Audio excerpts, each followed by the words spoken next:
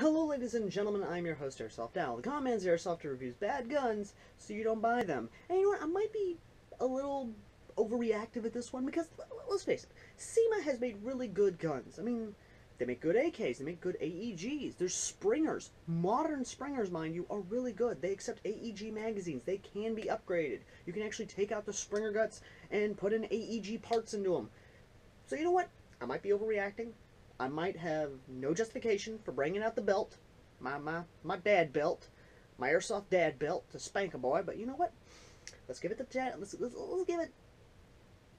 it the benefit of the doubt, and see, because it's under $10, or roughly around $10 from my understanding. And you know what? It's probably not that bad. It's based off of a 1911. How bad could it be? But anyway, let's go ahead, take a look at this, and what the fuck? What the hell was that?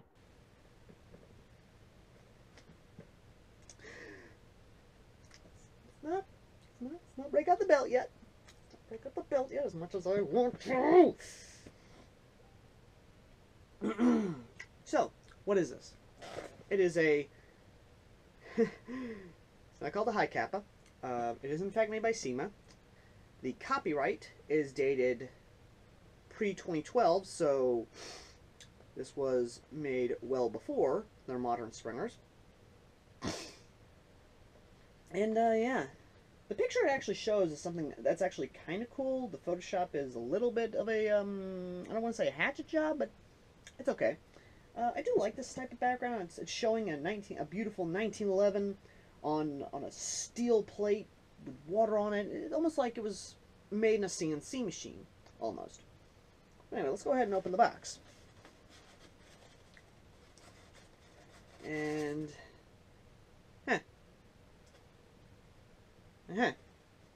we are automatically presented with a styrofoam box with BBs and the pistol.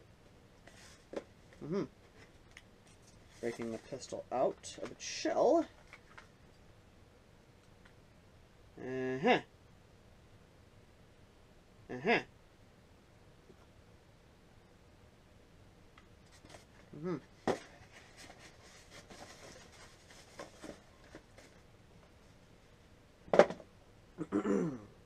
Do you guys automatically see the problem already?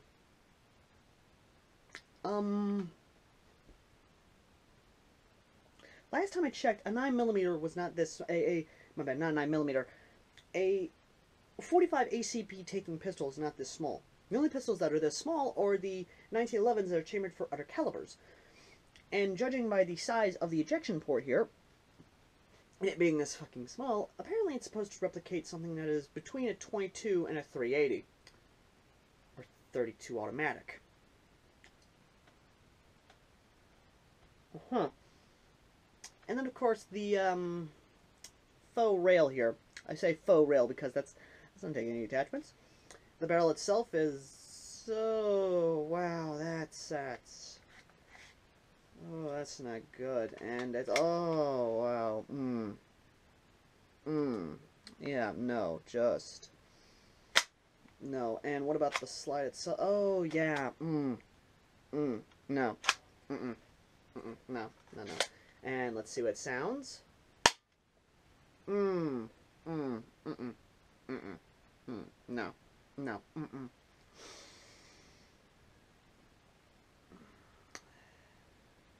It's not good.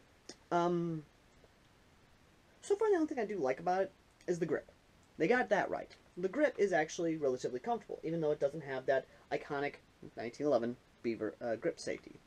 Even so, it is very comfortable, and my hand is not...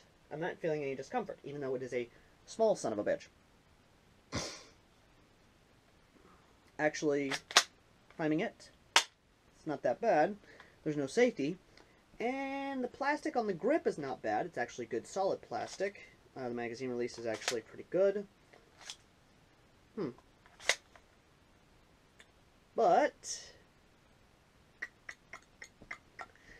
what problem is there? Oh, yes, that's right. The slide is actually flimsy plastic. The barrel is that cheap Crayola feeling plastic. That's not that great. The sights are a joke. Even though you can somewhat acquire sights, I'd rather have a good Springer. Cyma, what the hell? What the real actual hell?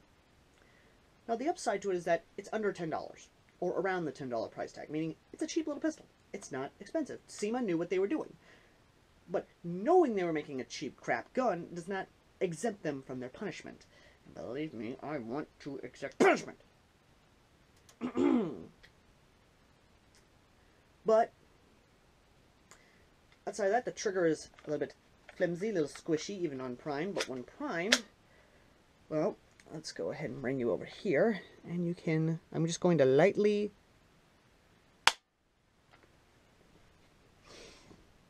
it's okay, it's decent. Magazine's alright, it's got a nice little cutout for the follower on the actual spring.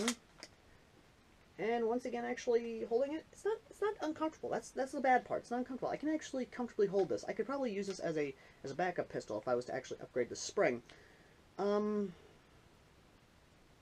Yeah. Huh. Let's get to the chrono and actually see what this thing can do, shall we?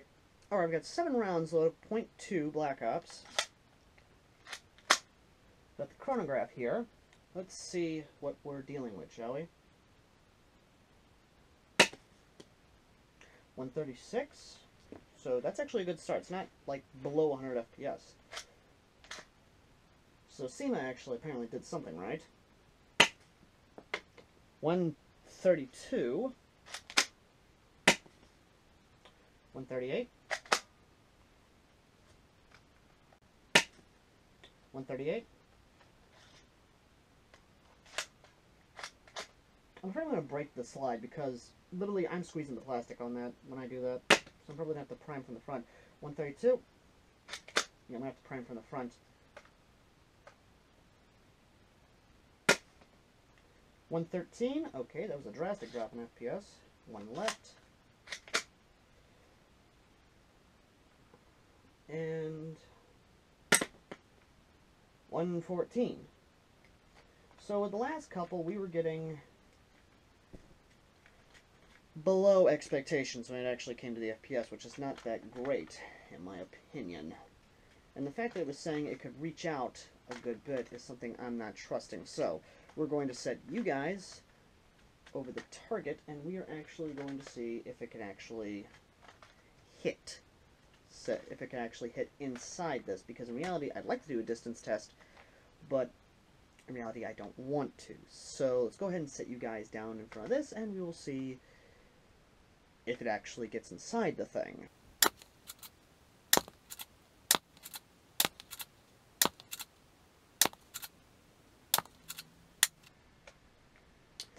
When taking it out to exactly 10 feet, they were indeed going a little straight, but when pushing it out a little further, they were definitely lobbing in by that point. So I'm going to have to say the max distance on this thing's roughly 20 feet, which, then again, that's kind of the distance you want for a pistol. It's a pistol.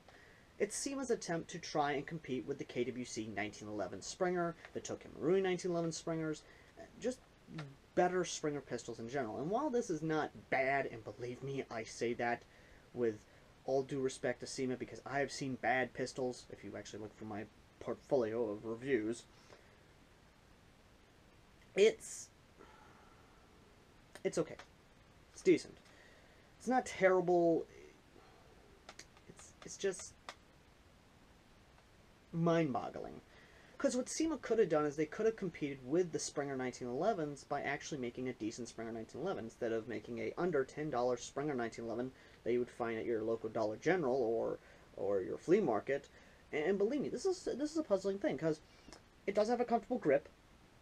It's not uncomfortable. It's small. It's trying to model itself after a smaller a 1911 chambered in a smaller caliber that you would see at your local gun shop or at Academy Sports, where it's using a 1911 frame and action, but is chambered for a smaller caliber, meant to be a concealed carry gun or something that you would just take to the range and have fun with, or even go out hunting with for hunting small game. But in terms of this, it's not good. It's not a great gun. It really isn't. Which is why it gets no more no less than a 4 out of 10. It's below average. It's not the best, but it's not the worst.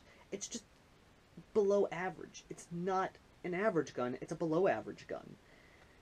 For the first time ever, I've actually came across a 1911 which has definitely gone below my expectations. Unless we're talking about the other thing, but we're not talking about the other thing. Either way, though, SEMA did a wrong, though, in trying to do this. And SEMA, we hold you to higher standards. So, to teach you a good old lesson, boy, and believe me, boy, I'm gonna teach you a lesson, alright? Because believe me, I do not tick below expectations. You won't get the bill. How dare you try and perform below expectations? I had high hopes for you, boy.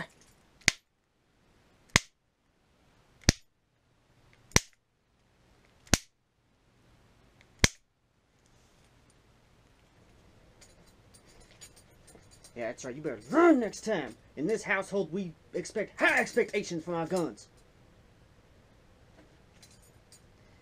Sorry you folks had to hear that.